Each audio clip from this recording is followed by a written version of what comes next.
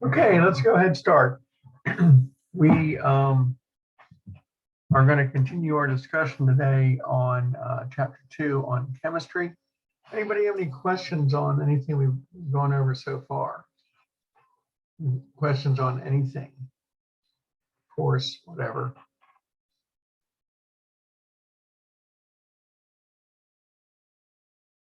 Okay, then I'm going to go ahead. We're going to go into chapter 2, and we're going to start. I'm going to pick up talking about the subatomic particles that we saw around in the atom.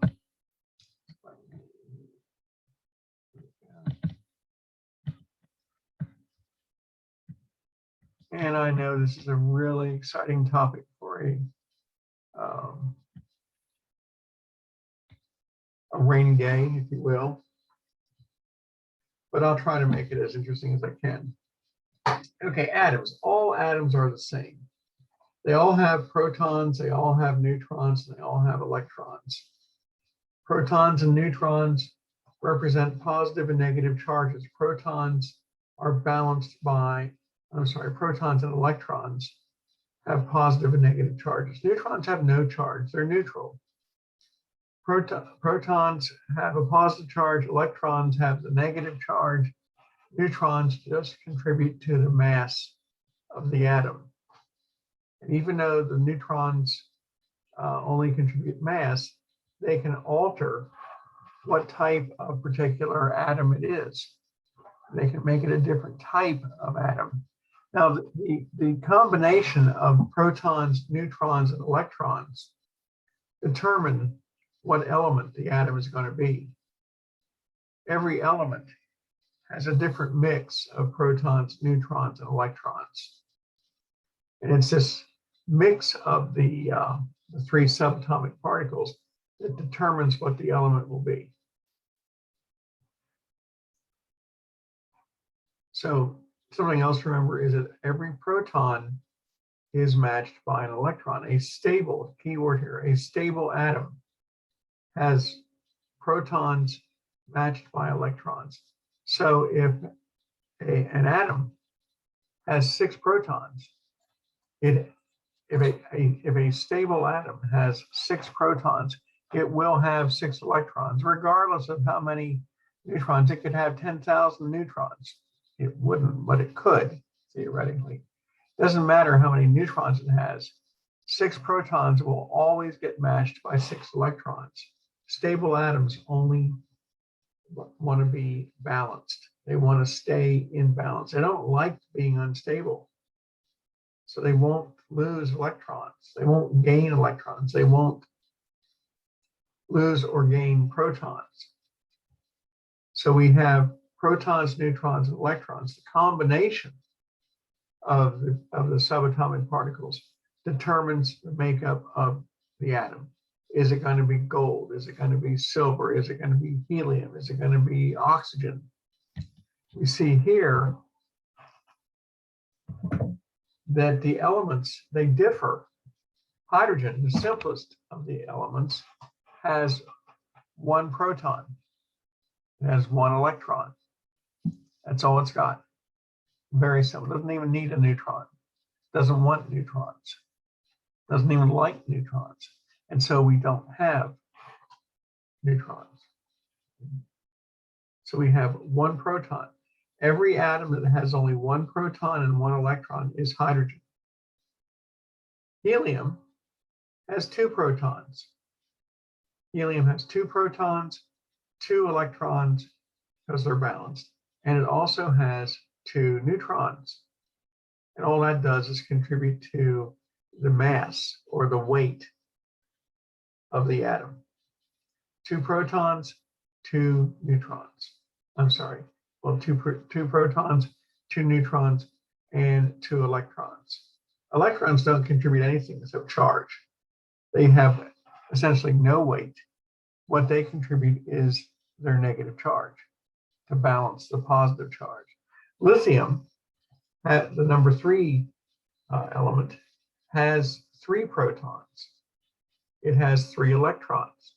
They're balanced. It has 4 neutrons. You know, if you thought there was a sequence here, you were almost right. You know, but neutrons, they get in there and they change things around.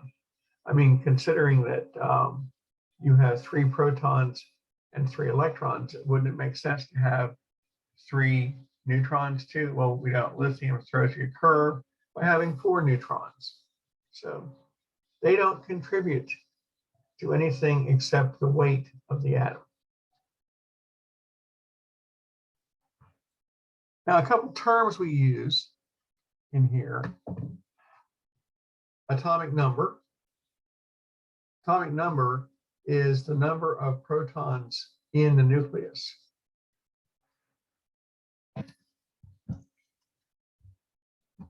Number of protons in the nucleus.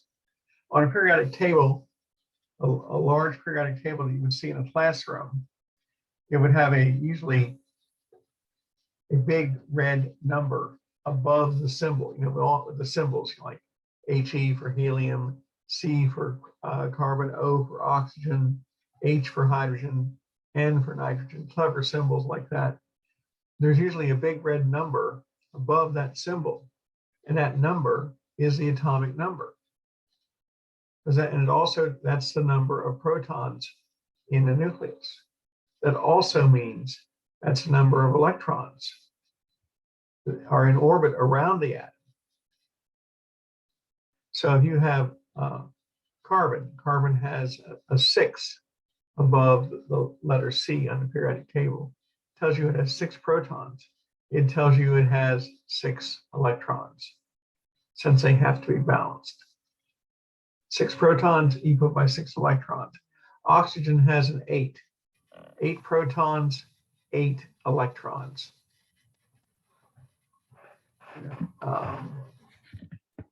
Nitrogen has a 7. 7 protons, 7 electrons. So the atomic number is the number of protons, and it also is the number of electrons. Now the mass number, which is the number at the bottom of the symbol on the periodic table, is the total, is simply the total number of protons and neutrons added together. So for example, if you see carbon, it has a 6 above the letter C. It usually has a 12 below the letter C. 12 is the mass number. It's the sum of the protons and neutrons together that gives you 12. That's the weight also. Yeah. So we usually, for our purposes, we use weight and mass interchangeably, because we look at the periodic table and say, oh, there's carbon. It has a 12 underneath the letter C. So you have a number above it and a number below it. You have 6 protons. Have a 6. That tells you how many protons you have, and also indirectly tells you how many electrons you have. And if you look at the bottom number and say, oh, there's a 12, that's the mass of a carbon atom. It also indirectly tells you how many neutrons is the most common. The most common neutron number for carbon is 6 more. So 6 and 6 equals 12. This isn't rocket science, but and let's not get hung up on all these particulars too much.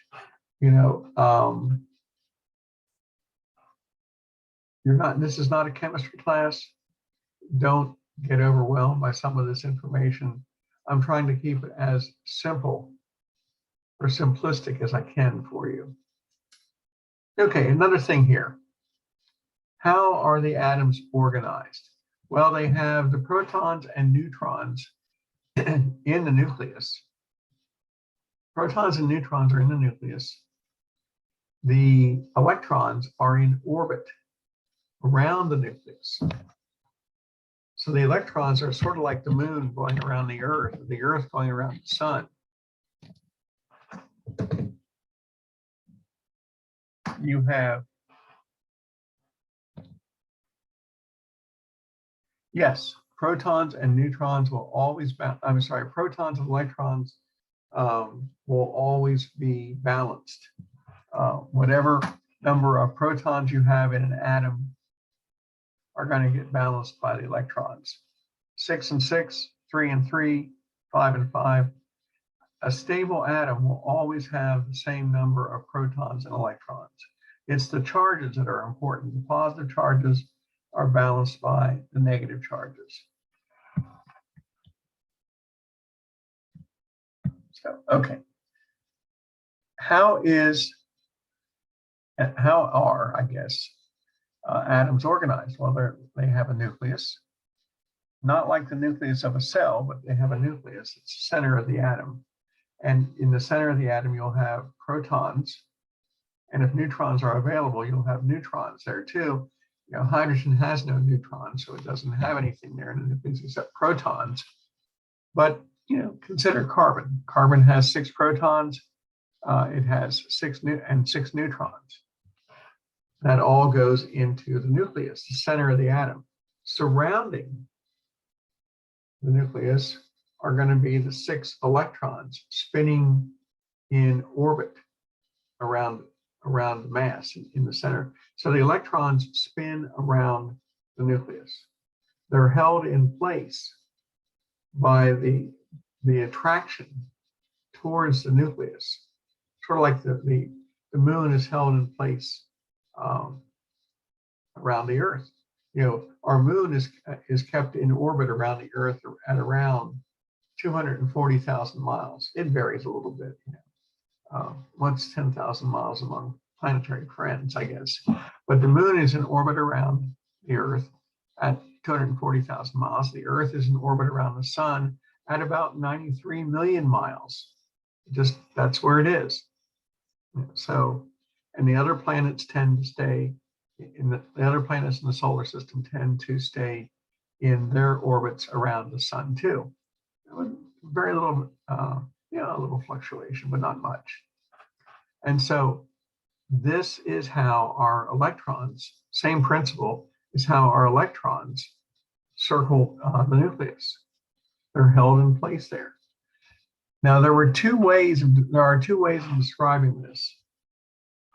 The first one is called the planetary model, which is sort of like how our solar system looks, you know, how we see it.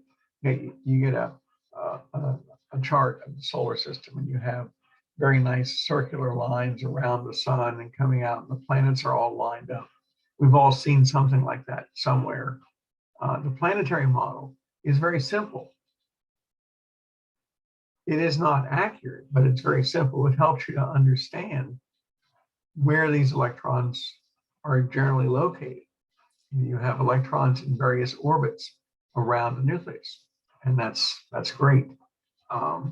They don't necessarily follow that path, but that's a pretty good approximation of where they are. The problem with that is that electrons are traveling at 186,000 miles per second, essentially the speed of light. And we can't tell exactly where an electron is at any given time. And so the orbital model shows what are called orbits. They are an approximation of where the electron would be at any point in time.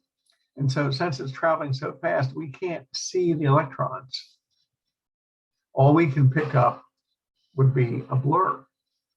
And the electrons are moving so fast, all we see is like a fuzzy cloud around the nucleus. Because it's here, it's there, it's here, it's there, it's all over the place. We can't comprehend something moving, or we can't even see something moving at 186,000 miles per second. So we show the electron model, the orbital model just showed a fuzzy ball around it. So here is our planetary model there, and this is great for us. You know, again, this is not a chemistry class. There's helium. It has 2 electrons. There's the nucleus of the helium atom with its 2 protons and 2 neutrons. And here are the 2 electrons in orbit around the nucleus. They're held there. They're attracted to the nucleus because the nucleus has positive charges, and they balance the nucleus because the electrons have negative charges. They stay in balance. They stay at about the same distance, from the nucleus all the time. They may fluctuate a little bit, and so the reality is they're in this blue cloud area here. We don't know exactly where they are at any given time, but we know they're there. We know that the stable atom has those electrons there. We just can't take a picture and say, oh, there they are. But for our purposes, we don't really care about this. And that's not really a fair statement. For our purposes in A&P and later on in healthcare, no one's ever going to come up to you in any kind of setting and say, so where do you think those electrons are for that medication you gave them? Where are they in the position around the nucleus of the atoms of the medication? Not going to happen.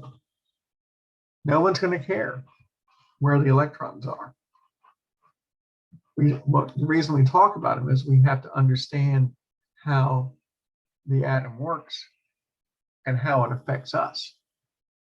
Because where the electrons are determine what those atoms can do for us in our bodies or do to us. Anyway, so planetary and orbital. Planetary, nice, symmetrical lines, orbits around the nucleus. Orbital, a fuzzy ball of a fuzzball of electrons, if you will. Now, switching back to the planetary model, because it is the easiest to understand here. Take a look at these three atoms. We have hydrogen, helium, and lithium. Atomic numbers 1, 2, and 3 on the periodic table. Hydrogen has 1 proton. It has 1 electron. There is its electron orbiting nucleus. Nucleus only has 1 proton. Here is helium. Helium has 2 protons. It has 2 electrons in orbit like this. It also has 2 neutrons. They're not going to affect anything. They're there. They add mass to the nucleus, but they don't affect the electrons. Now over here is lithium, number 3. 3 protons, 3 electrons, and the 4 neutrons. It has 3 protons in the nucleus. It's got 3 electrons. But notice something different here. Here we see the 3rd electron is out here in a separate orbit. We see the 3rd electron out here in a separate orbit. It seems that there are a series of orbits available around the nucleus. If you have 1 electron, it's going to be in the 1st orbit, like this. The 2nd orbit, if you have 2 electrons, they'll also be in this 1st orbit. But if you have more than 2, apparently the 1st orbit can't hold more than 2 electrons. So you have a 2nd orbit or shell. We sometimes, we use the term orbit or shell interchangeably here. There's the 1st orbit right there, 2 electrons. There's the 2nd orbit. Well, since there's no room in this 1st orbit, this will go out here to the 2nd orbit or 2nd shell. So we can start filling, if we were to add more electrons, we would add them in this 2nd shell. So hydrogen and helium have 1 orbit around them. They can hold, the 1st orbit can hold up to 2 electrons. That's what you need to take away from this. The 1st orbit or the 1st shell of any atom can hold a maximum of 2 electrons. You can see that here with hydrogen has 1 electron in its orbit. Helium has 2 electrons. When we go to the 3rd element on the periodic table, lithium, with its 3 protons and 3 electrons, it has to put the 3rd electron out here because its 1st orbit won't hold any more than 2. I'll get back to that in a minute. Now, something else here. Isotopes and radioisotopes, they're radioactive. They give off radiation. Well, what's an isotope? An isotope is an atom with an unstable number of neutrons.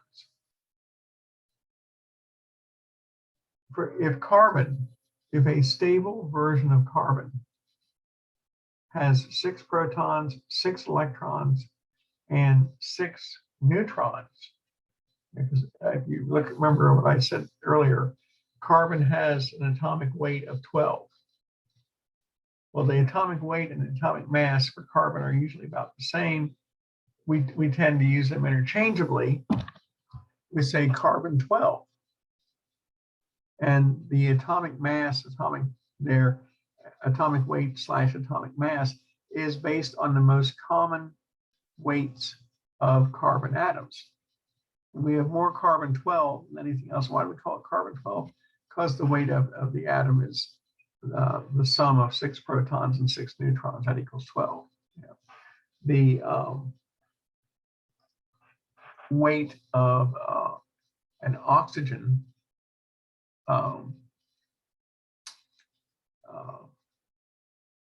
atom, for example, would be the sum of the oxygen atoms, protons, and neutrons, which I don't remember offhand. But again, whatever the weight is of the most common version of that atom is going to be the number that's underneath there. And so we say carbon-12. We use mass and weight, and we shouldn't, but we don't care because we're talking about the most common version of it.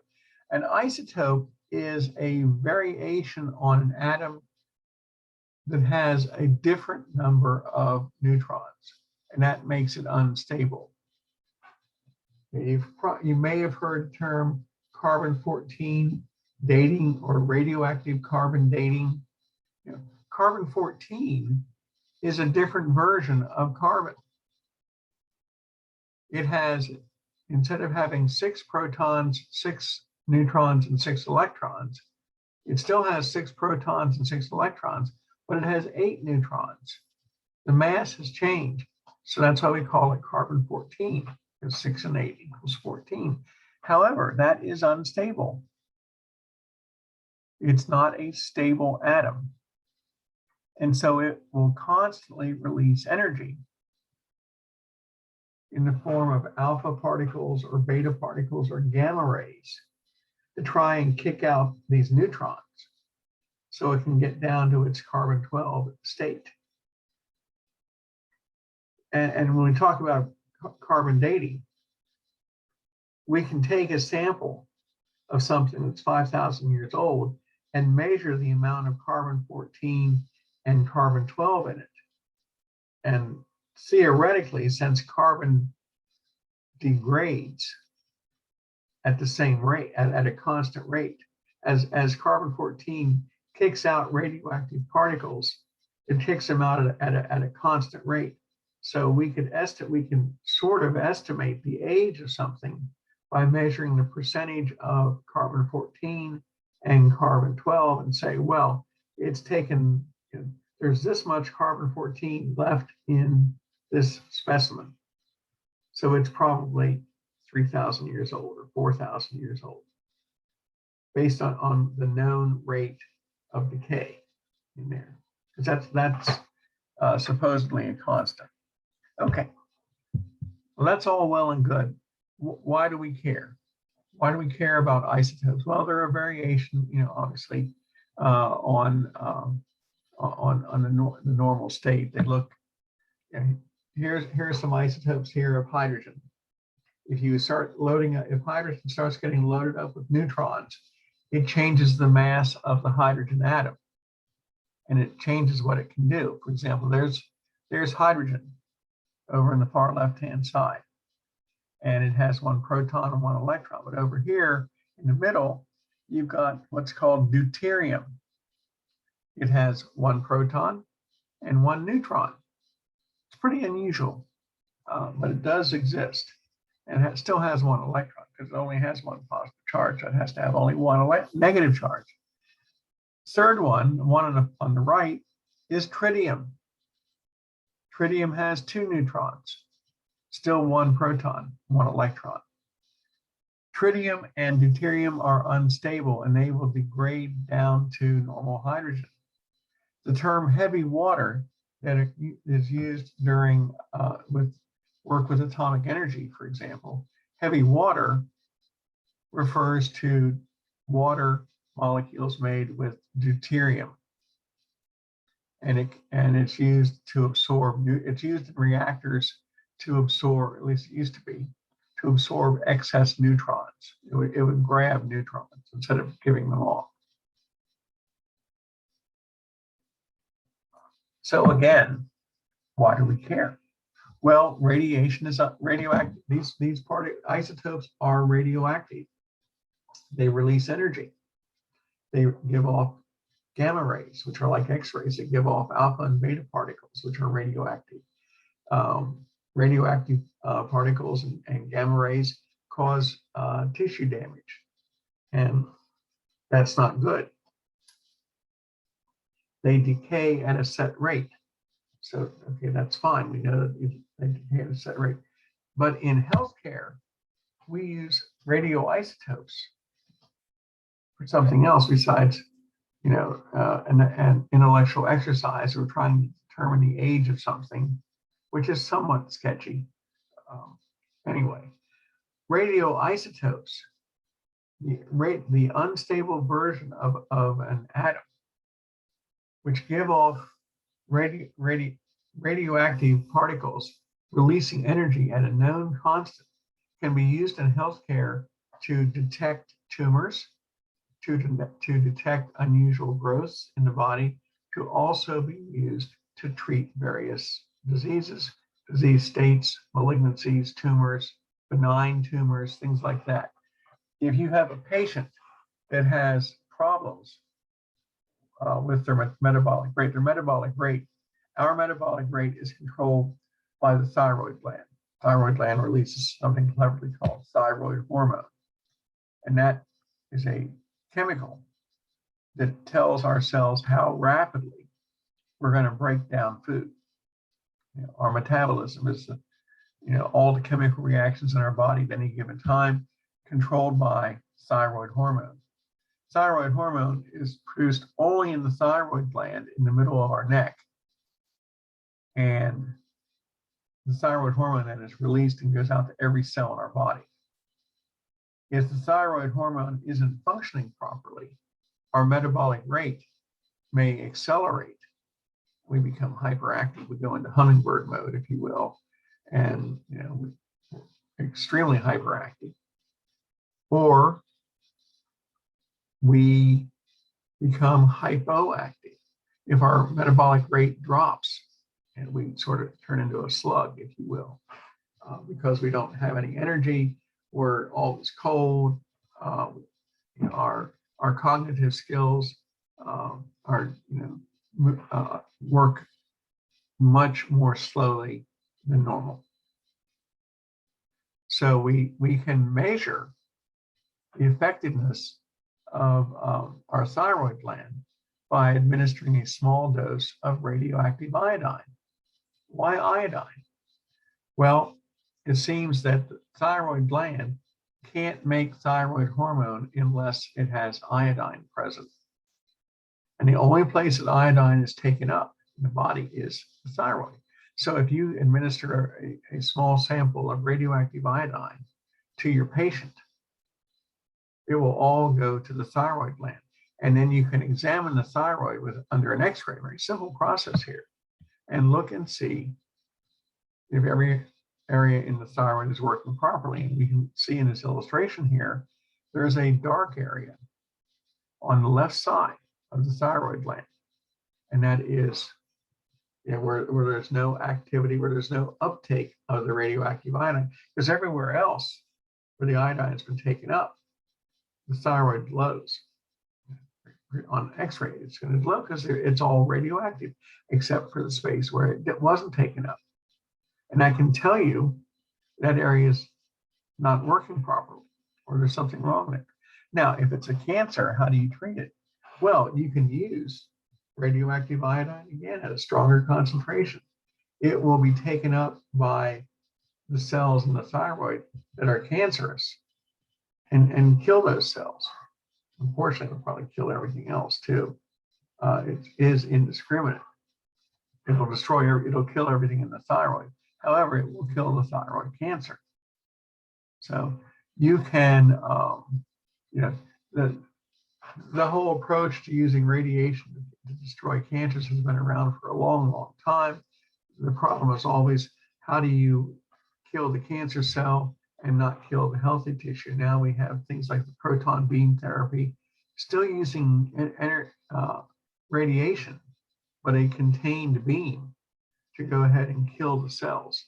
So we use radioactive isotopes are still a valuable treatment and detection process. Detecting thyroid issues, detecting gallbladder issues, often use some sort of isotope in here.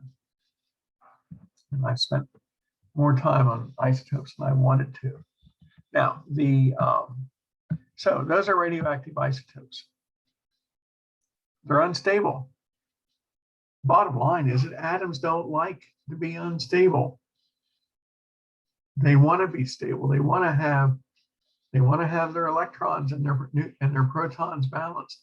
They don't want to have an unusual amount of neutrons. They want to get down to their stable version.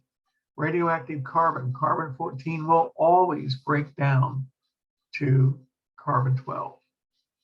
And the rate of breakdown is measurable and it's constant. We call it the half-life. How long does it take half of the radiation to be released, to break down to a more stable state? Atoms will always do this. They do not want to be unstable. We can take advantage of that instability and that breakdown for various purposes, testing, treatment, evaluation, things like that. Okay. Now we've talked about atoms and we've talked about elements and we've talked about matter a little bit. Let's take some atoms and start combining them. And when we combine them, we make what are known as molecules. Molecules. A molecule is when you have two or more atoms together. We breathe in molecules all the time. Atmospheric oxygen is called O2. You've heard that term all the time. O2. It means it's two atoms of oxygen linked together to make a molecule of oxygen. The atmospheric oxygen that we breathe has two atoms of oxygen. We don't breathe elemental oxygen.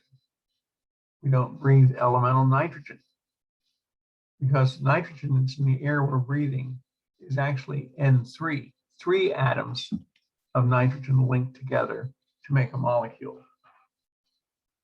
So if you link together 2 or more atoms, you have a molecule.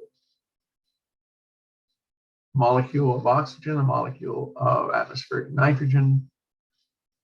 And so anytime we add 2 atoms together, we got a molecule. Now it says here a compound has different atoms in there. Yeah, okay, that's technically correct. Like water, H2O, 2 different atoms, okay? But we always say a water molecule, or we say a molecule of glucose. Glucose, sugar, is this one shown on the screen where it says C6H12O6. That means 6 carbons, 12 hydrogens, 6 oxygens. And we call it a molecule, even though technically it's a compound because it's got 3 different types of atoms. Water has 2 different types of atoms. Okay, that's great. But for convenience, we always say a molecule. A molecule of oxygen, a molecule of water, a molecule of glucose. It doesn't really matter. Molecule is a term we tend to prefer. So those are molecules. They are chemical compounds formed when we join together atoms, whether it's the same atom like O2 or whether it's different atoms like glucose, sugar, simple sugar, C6H12O6, or H2O, water. Those are molecules, and those atoms have been joined together.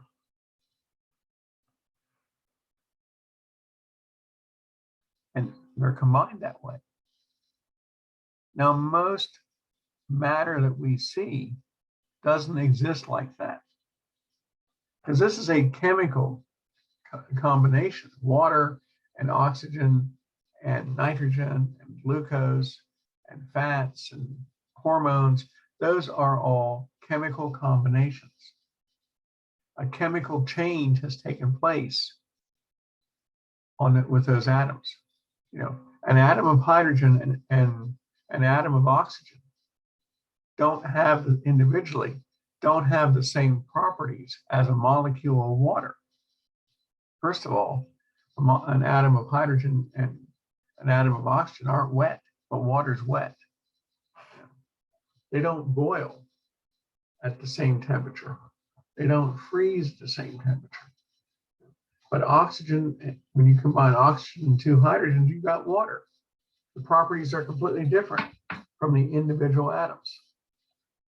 There's been a chemical change that's taking place here. Now, but most matter that we encounter isn't like that. Most matter that we encounter are mixtures. Mixtures are just a physical combination. Most matter is just a physical combination as opposed to a chemical combination. And there's a difference. When you put creamer in your coffee, that is a physical change because the coffee hasn't been altered. The water hasn't been altered.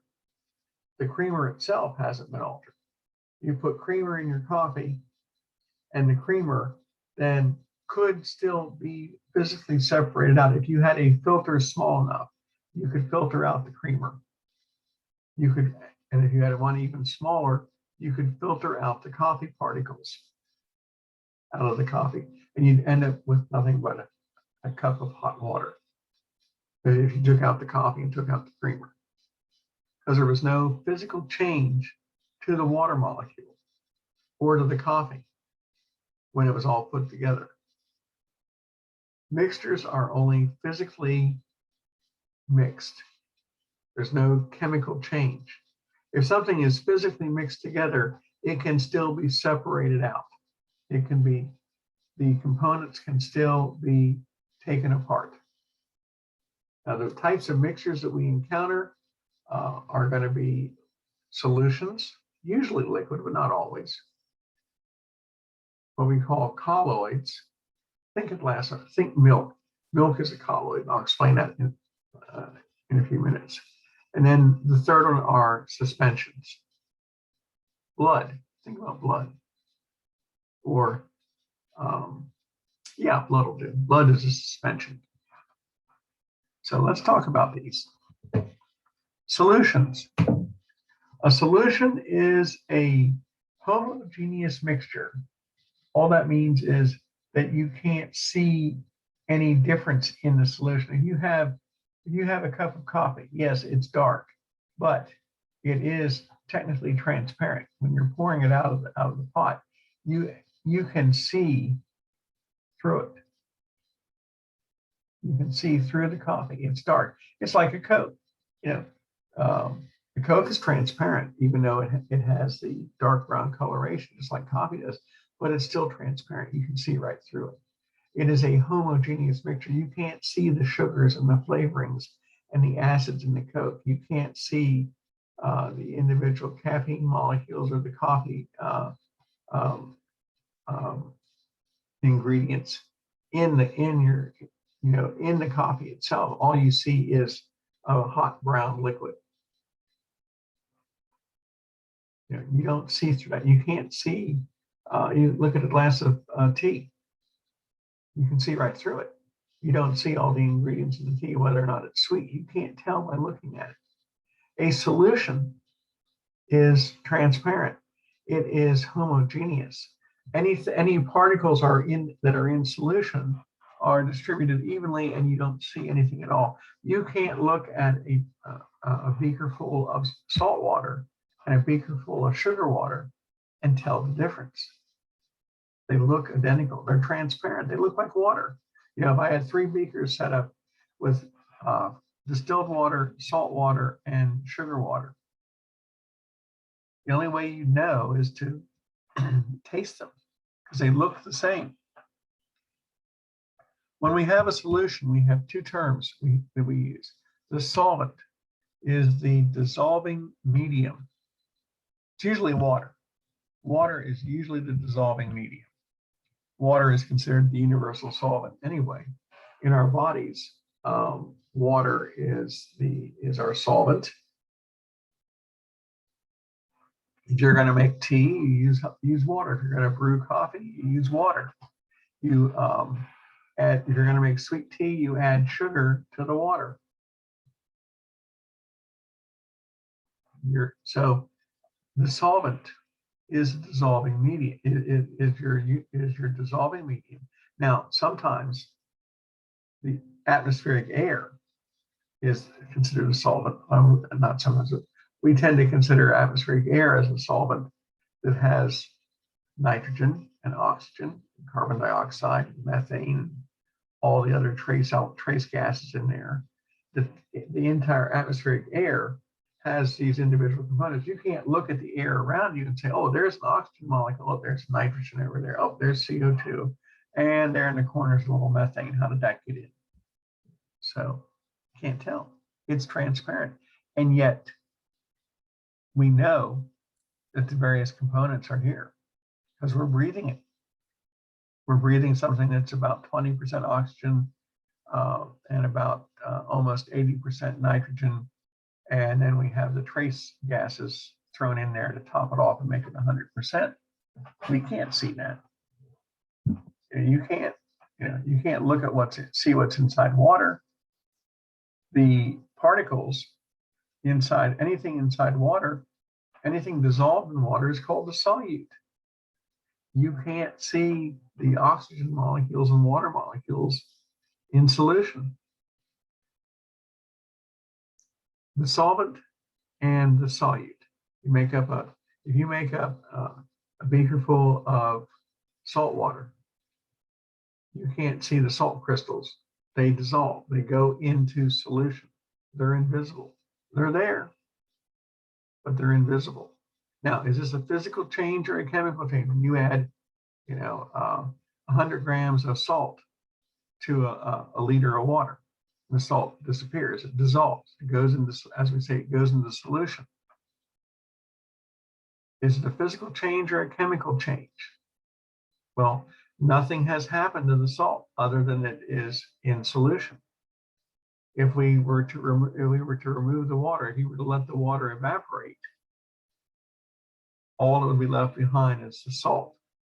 If you had a filter, you could filter, that was small enough, as far as the pore sizes in here, you could pour the salt water through the filter and collect all the salt.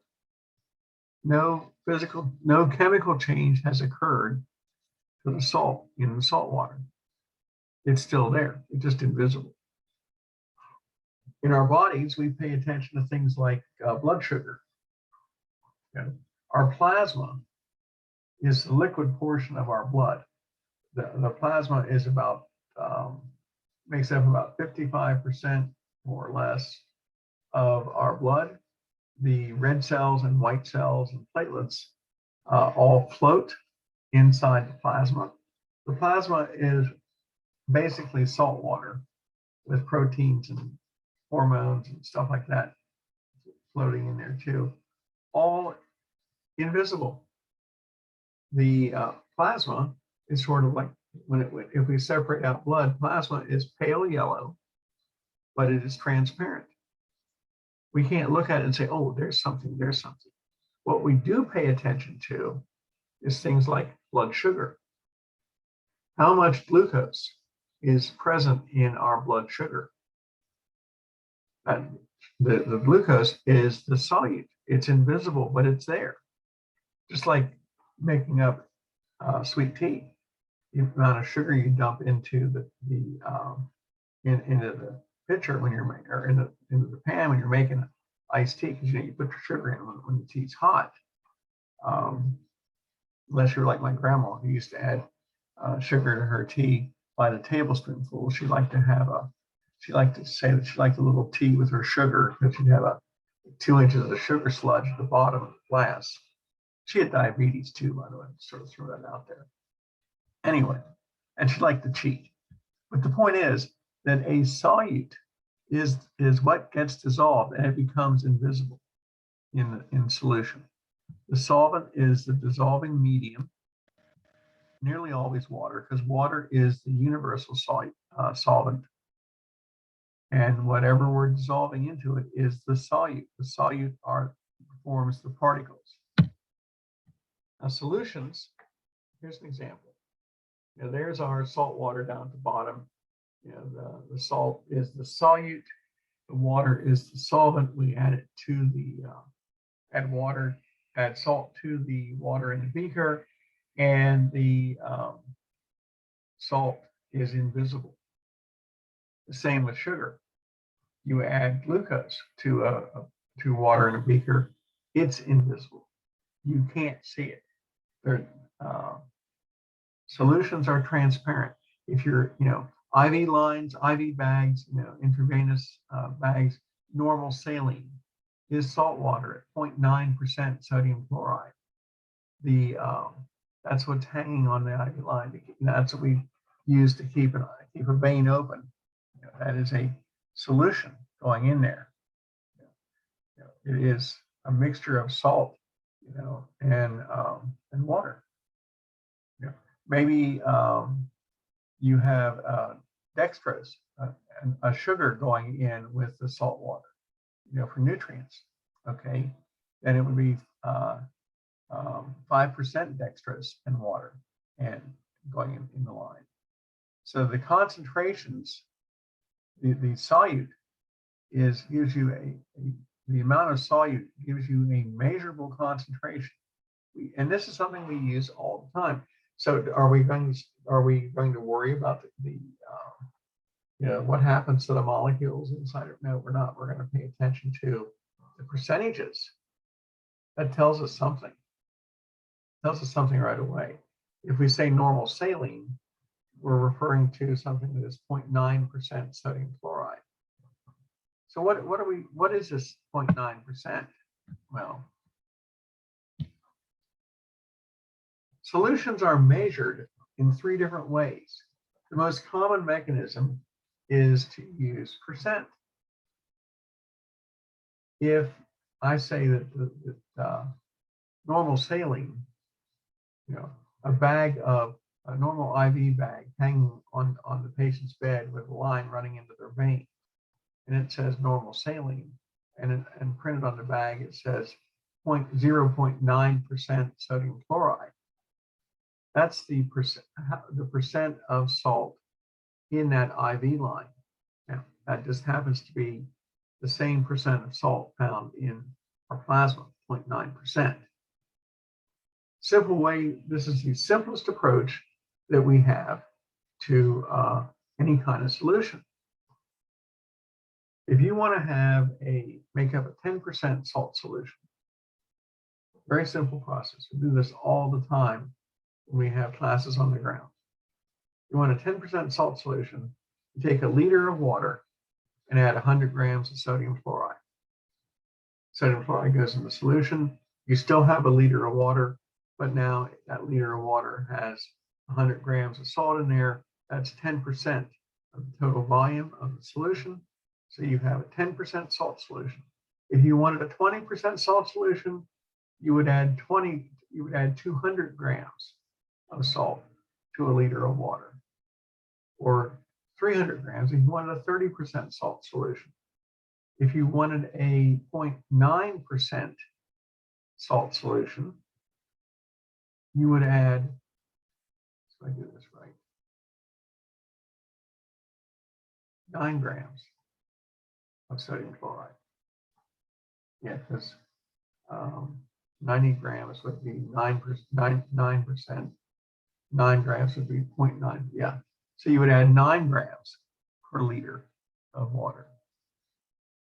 So percentage is the easiest way, and you're not going to have to make up solutions in healthcare. What you need to pay attention to is if you're hanging a bag on the IV line for your patient, and instead of 0.9% sodium chloride, it says 29% sodium chloride, or 49%, or 9% sodium chloride. Then I go, oh, wait a minute, that's not what the chart says the patient's supposed to have. That's not right. 0.9% normal saline has to match the body's salt content. Most solutions that we encounter are going to be in percent. It's the simplest approach. Now, there are a few exceptions. Milligrams per deciliter. We look at that when we're looking at blood sugar. Now, our normal, if you've ever had blood work done and they say, don't eat anything after midnight, and then you go in and they ask you, have you had anything? Nothing except black coffee, and or nothing, just water or something like that. And you get your blood drawn, and they give you all the results back, and they tell you your blood glucose level is 95, or maybe it's 105, or maybe it's 180, maybe it's 75.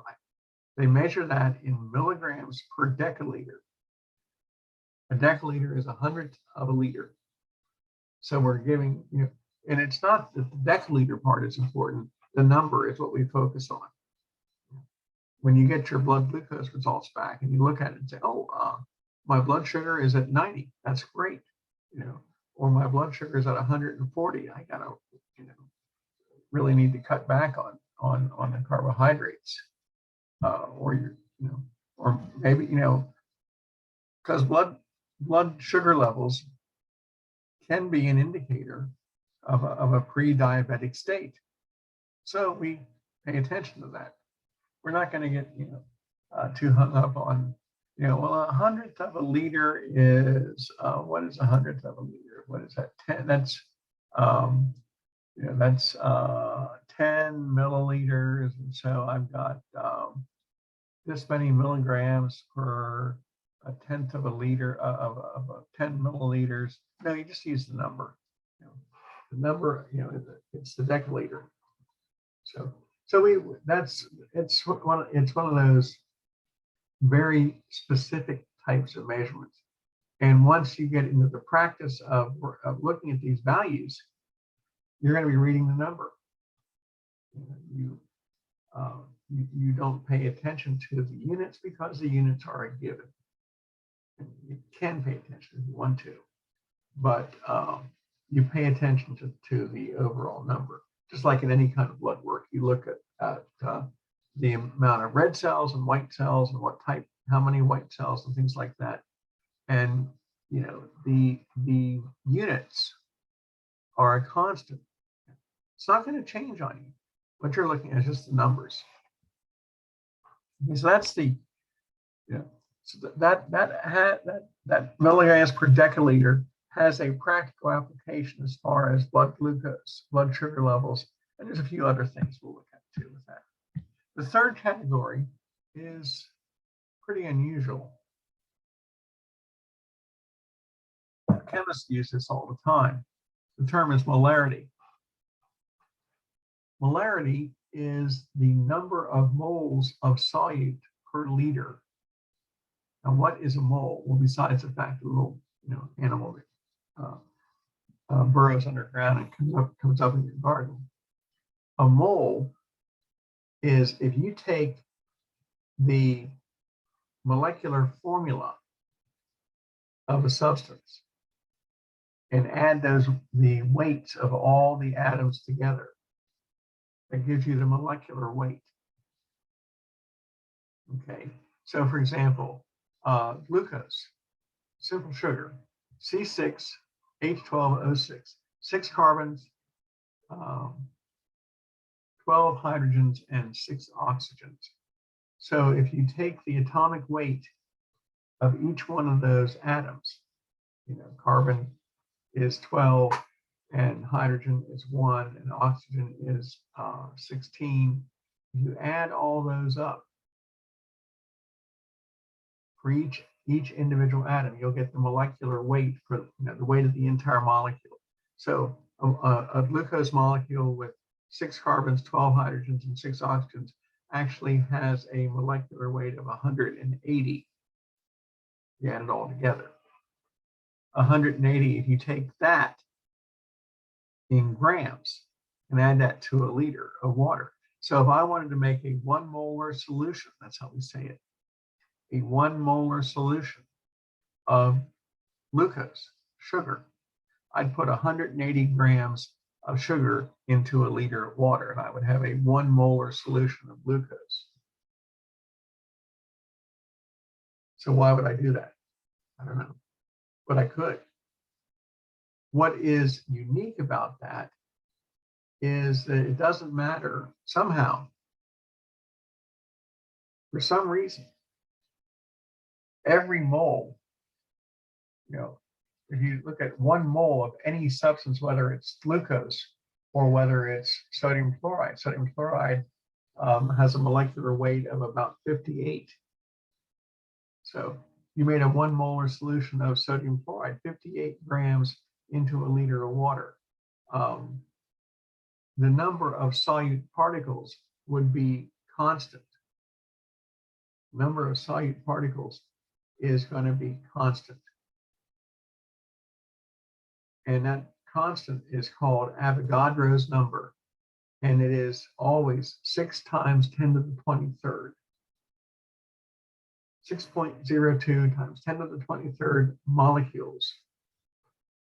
So there are that many in a 1 molar solution of glucose. You have 6.02 times 10 to the 23rd molecules of glucose.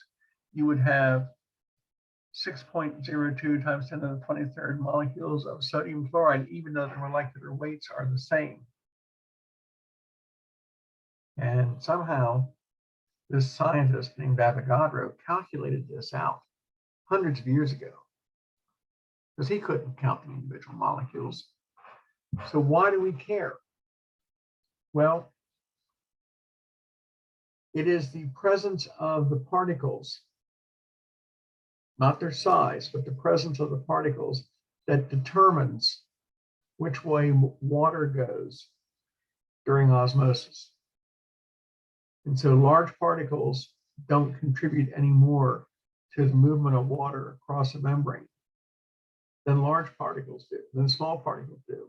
It is the number of particles are going to be a constant.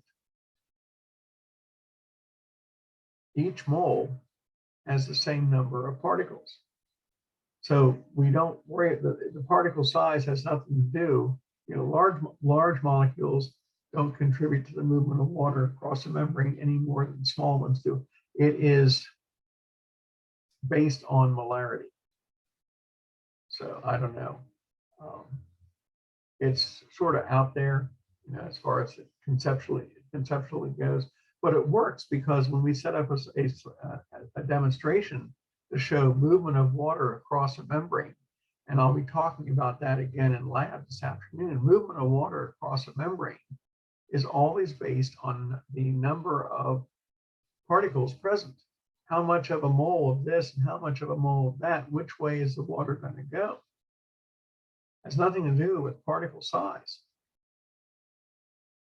Water movement is driven by the number of particles, not by their size. Okay. So I promised I'd tell you what a colloid is. Think of a glass of milk. This is the second type of mixture. A colloid, or an emulsion, if you will, are heterogeneous. They're not uniform. You can't see through them. They have floating solute particles in the solution.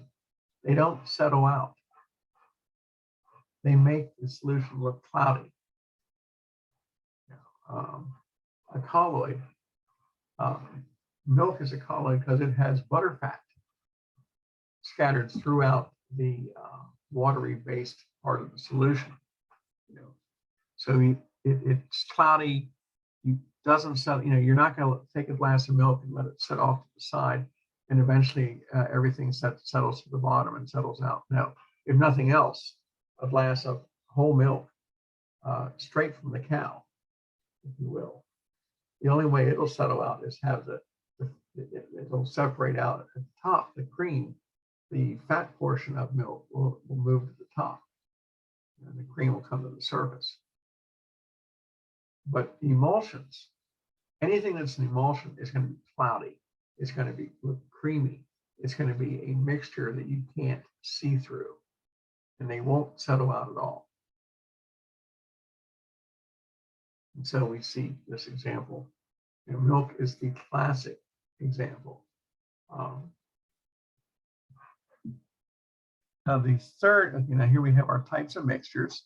Solutions and colloids are different. Solutions are transparent.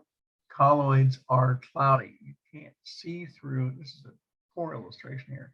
you can't see through the colloid. Light gets scattered, so even like Jello, while it is semi-transparent, you still can't see through Jello completely. So Jello is a colloid.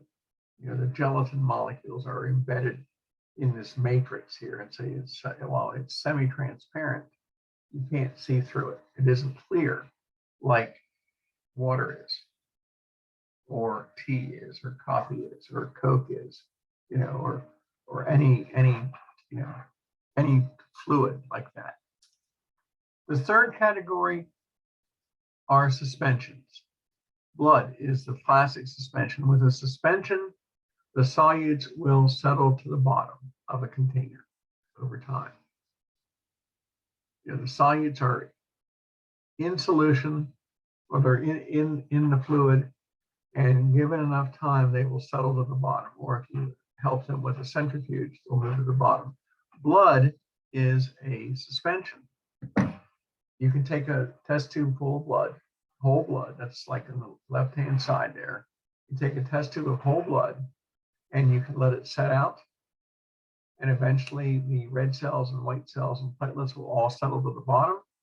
Or you can put it in a centrifuge, which will spin it down and force all the red cells and white cells and platelets to the bottom of the tube. In fact, that's a very normal, very common diagnostic test to measure, blood levels in a sample. Take it, put it in a test tube of a known quantity, spin it down, measure the percent, and that'll tell you, that'll give you what's known as the hematocrit. What is the percentage of red cells in the blood? And that tells you then what percent's plasma. We don't pay attention. Hematocrit doesn't show you white cells or platelets because they're so few in number anyway. They don't show up well and they spin down. So we use it to look at whole blood, and we look at red cell content. A suspension, a simple suspension. You mix water and sand together. You have a fish tank, an aquarium, and you're setting it up for the first time. And you fill it up with water, and then you dump in 10 pounds of sand along the bottom. Or you put in the sand, and then you add the water, and the water gets very, very cloudy because all the sand is stirred up in the water. And of course, hopefully you don't have the fish in there yet because they're going to be very unhappy.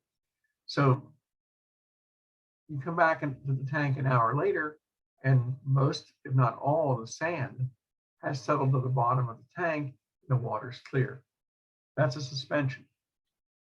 The particles will settle to the bottom. They'll settle out.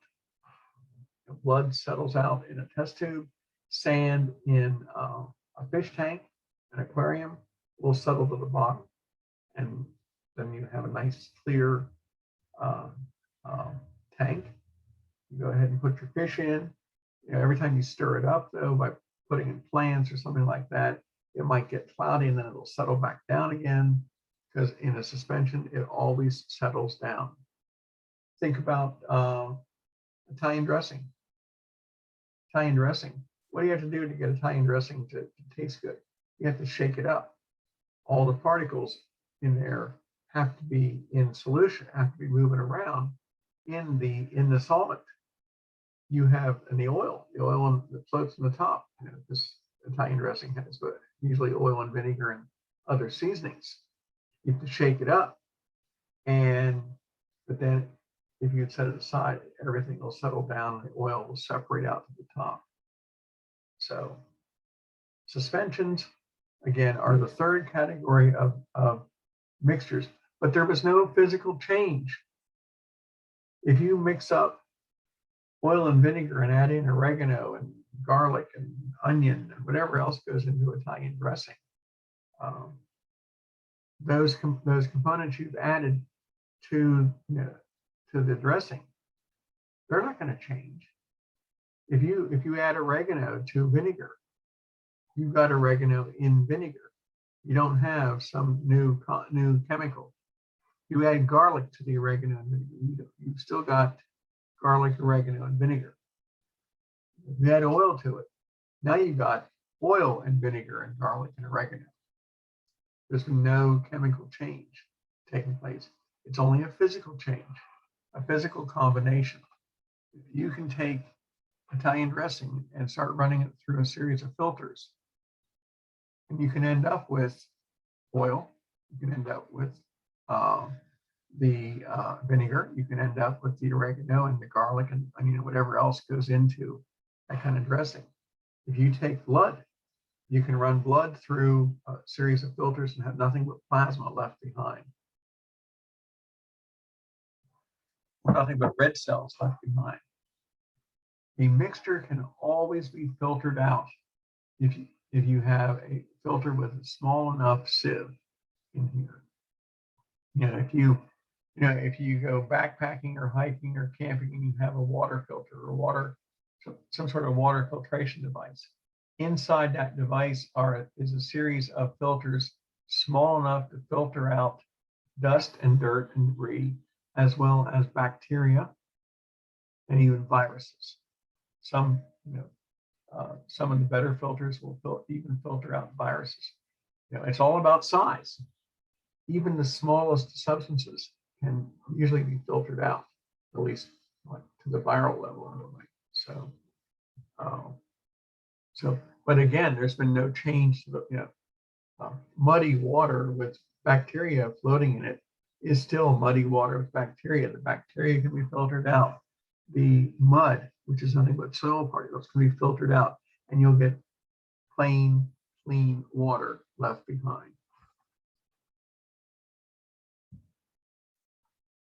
Mixtures don't involve any kind of chemical change. Sand and water is still sand and water. Salt water, sodium chloride, and water is still salt and water. If you have a beaker of salt water, if you let it sit out, over time, the water will evaporate and the salt will be left behind. If you put 100 grams of salt into that beaker, you'll have 100 grams left when the water is gone. The salt doesn't disappear. It isn't made into part. It isn't part of the water, and you'll recover 100 grams. If you have 100 grams of sugar, when the water's gone, you'll have the sugar left behind. You'll have 100 grams. So nothing happened to the sugar. There was no chemical change. Mixtures can always be filtered out, and the components can be separated. Chemical changes don't do that. You can filter milk. You can filter out the fat. You can filter out the emulsions. You can get nothing but clear water out of it. You can filter different types of any kind of mixture. Theoretically, you could take cake batter, and if you had a powerful enough filter to suck the components through the filter, you could separate out the flour and the oil and the eggs and everything else. I don't know why you'd want to, but you could. A mixture can be physically separated.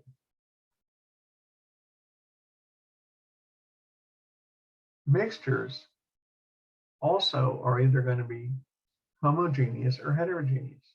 Salt water and sugar water look the same. It's homogeneous, it's transparent. Milk is heterogeneous, it's cloudy. Whole blood has no visible light going through it. You can't see through it, it's not transparent. That means that all those particles in a mixture can be filtered out. If we look at molecules, though, molecules and/or compounds can't be filtered out. A compound has a chemical change that has occurred. A water molecule is different than the individual hydrogen and oxygen atoms that made it up.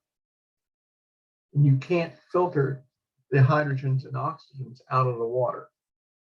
There is no filter that lets us do that. You can't take glucose and filter out the carbons and the hydrogens and the oxygens. Glucose looks the same. Table salt, sodium chloride. Every crystal of table salt is identical to every other crystal of table salt. You can't separate out the sodium and the chlorine. It's homogeneous. You can't take sugar, sucrose, the white crystals of sucrose. They all look the same. You can't pull out the carbons and the hydrogens and the oxygens. No, it is a chemical change has occurred. And so they're all identical. Doesn't matter what it is, they're all identical.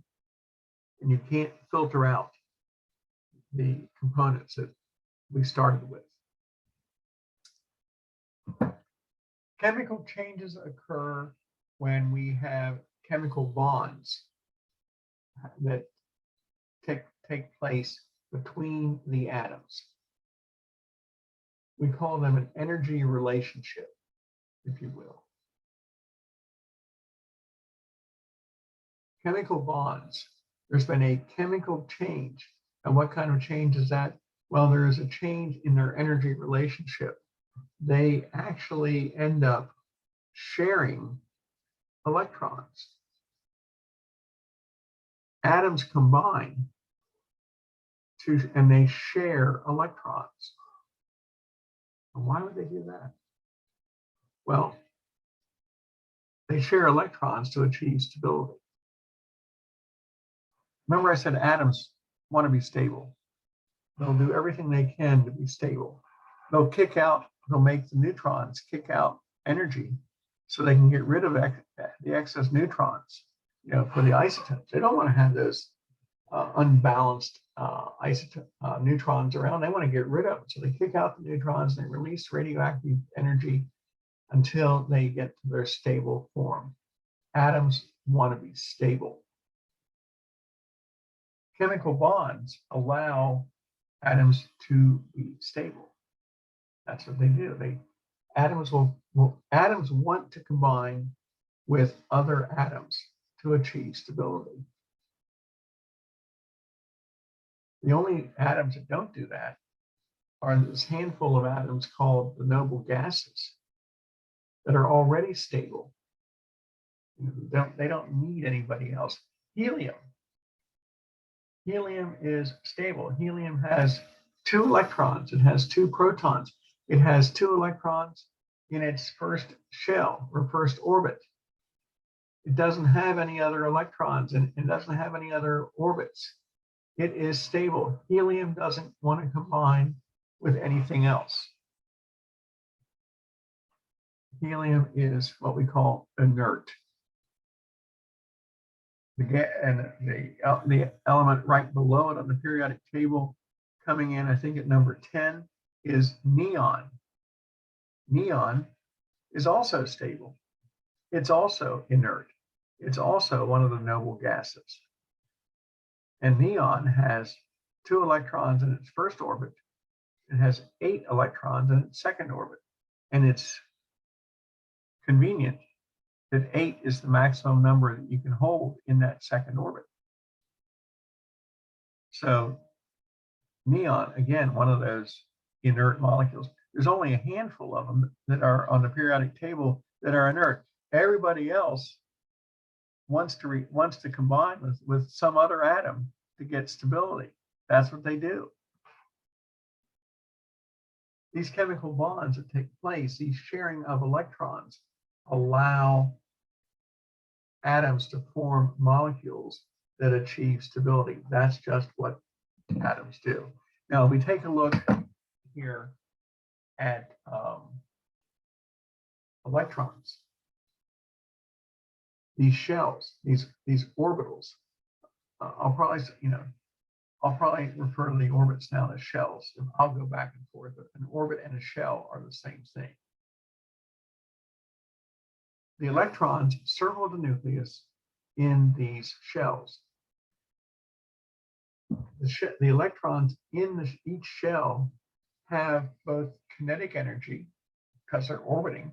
The Earth has kinetic energy because it's in orbit around the sun. The moon has kinetic energy because it's in orbit around us.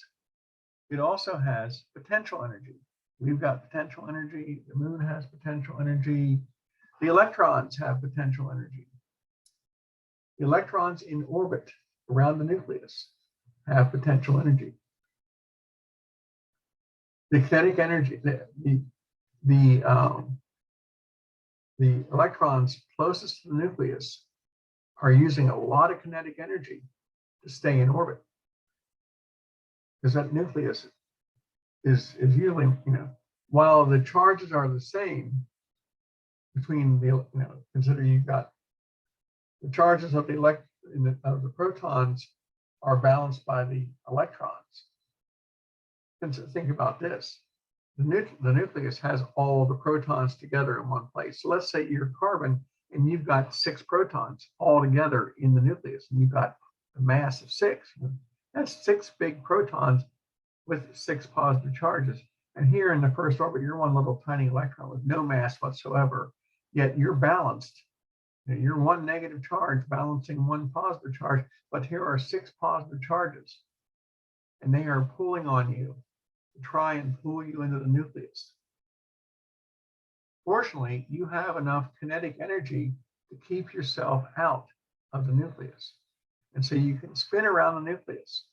You're close, but you don't get drawn in. You're spinning around that nucleus. That's about all you can do.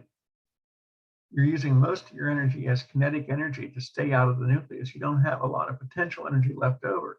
But now let's go out to the second shell. Carbon has 6 protons and 6 electrons. It can only have 2 in the first orbit and 4 in the second orbit. They're further out. They don't have to spend as much energy to stay out of the nucleus. So they use less kinetic energy. They have more potential energy when they're out in that second orbit or second shell. So we call these orbits or shells energy levels. I'll still call them a shell. So how many can we hold in each shell? Well, the first shell, the first orbit holds 2 electrons. The second shell holds 8 electrons. It's further out. The third shell can hold up to 18 electrons.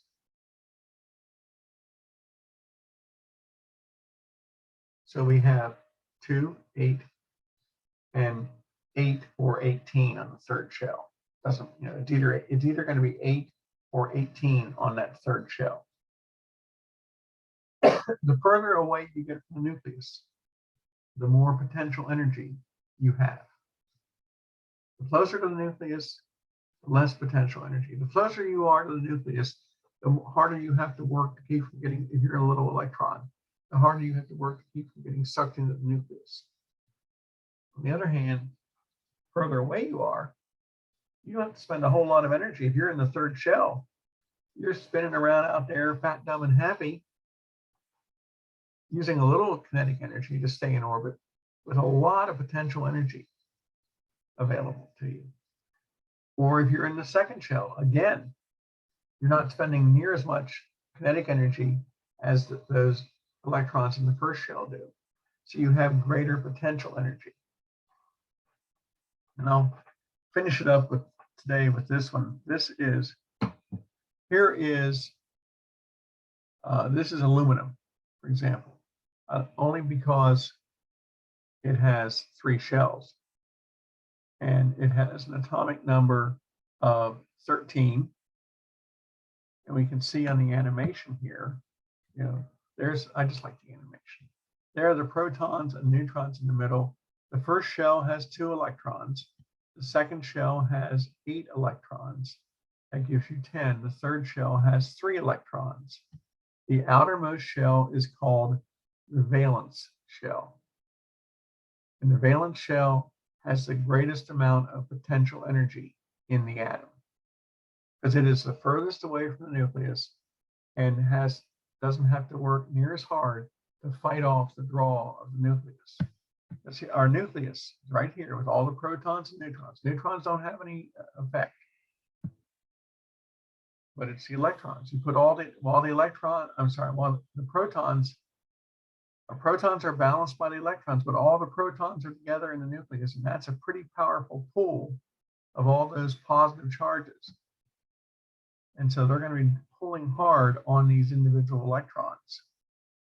We can have 2 in our first shell, 8 in our second shell, and 18 in our third shell. And the outermost shell is always called the valence shell. The outermost shell always has the greatest amount of potential energy. Okay, I'm going to stop there. And you'll notice I'm not going real fast. I'm taking this nice and slow. I want you to, get a good handle on this, because some of this stuff is actually very relevant to what you see in healthcare. So, okay, I'm going to get us out of this. And if you have any questions, because it's almost 11, I've got to get ready for my next class. Shoot me an email and I'll be glad to get back to you. This will get posted this afternoon in YouTube. And lab this afternoon will go over cell division and mitosis. It will also go over diffusion and osmosis. So, okay, so let me get out of here. And I will see you all. If you're not in lab, I'll see you next Tuesday. Don't forget, there are no classes on Monday. Monday is Labor Day. It's a holiday.